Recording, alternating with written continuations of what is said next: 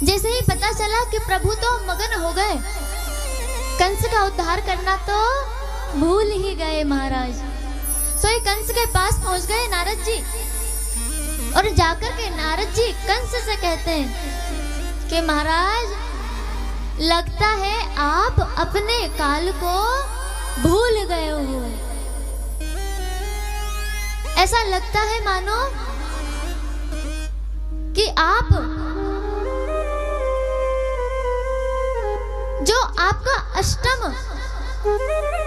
काल है महाराज, देवकी का अष्टम पुत्र आपका काल है, आप उसे भूल गए। अरे आज पूरे 11 वर्ष हो गए। कंस कहता है कि क्या बताऊं नारद जी, मैं मेरे जितने भी मित्रों को भेजता, मेरे जितने भी राक्षसों को भेजता, राक्षसियों को भेजता, बड़े बड़े एक से बढ़कर के एक धुरंधर राक्षसों को भेजता जो कभी भी जीवन में परास्त नहीं हुए, लेकिन मैं उन्हें भेजता महाराज तो वो उनमें से लौट करके आज तक एक भी नहीं आया। करूं तो करूं क्या? तब नारद जी कहते हैं, हमारे नारद जी को तो महाराज कंस का उद्धार कराना है,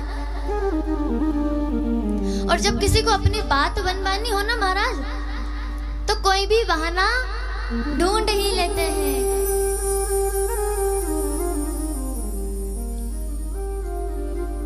जब किसी व्यक्ति को बात बनवानी होती है तो महाराज खूब मीठी मीठी बातें करता है। सावधान रहिएगा ऐसे व्यक्तियों से।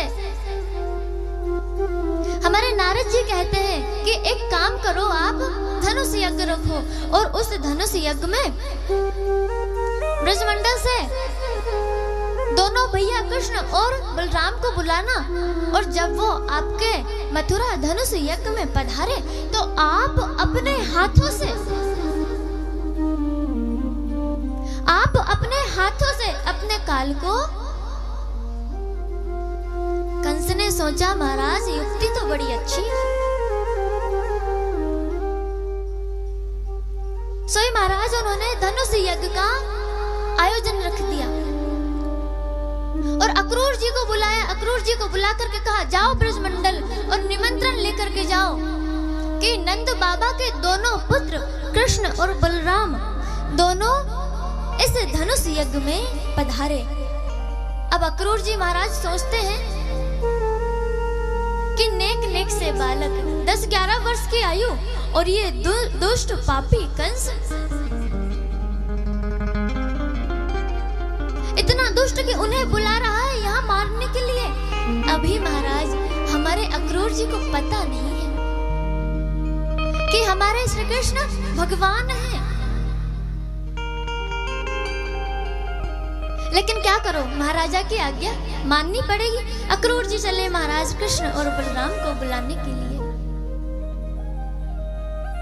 इधर नारद जी हमारे श्री कृष्ण के पास पहुंच जाते हैं और कहा, प्रभु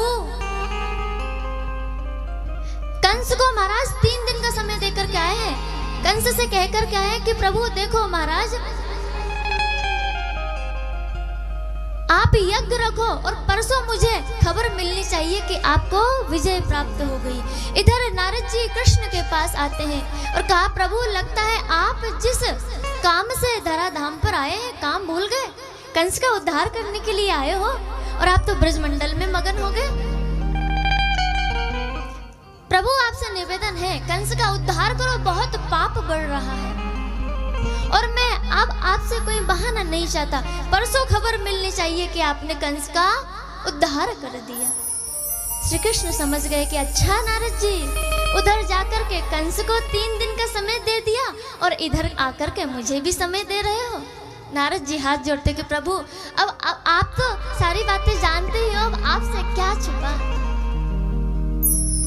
जिस प्रकार एक माता अपने बालक की चोरी को पकड़ लेती है महाराज, उसी प्रकार भगवान भी अपने भक्तों की मन की बात पकड़ लेते हैं।